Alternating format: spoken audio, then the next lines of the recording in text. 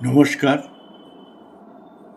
রবীন্দ্রনাথের জন্মদিনে আমি তাঁর উদ্দেশ্যে লেখা বুদ্ধদেব বসুর কবিতা পাঠ করে শোনাচ্ছি। কবিতার নাম রবীন্দ্রনাথের প্রতি। কবি বুদ্ধদেব বসু। তোমারে স্মরণ করি আজ এই দারুণ দুর্দিনে, হে বন্ধু, হে প্রিয়তম, সভ্যতার শ্মশান শয্যায় সংক্রামিত মহামারী মানুষের মর্মেয় মজ্জায়।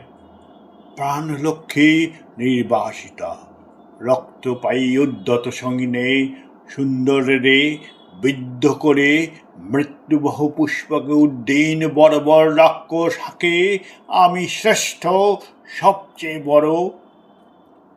দেশে দেশে সমুদ্রের তীরে তীরে কাঁপে থর থর উন্মত্ত জন্তুর মুখে জীবনের সোনার হরিণ।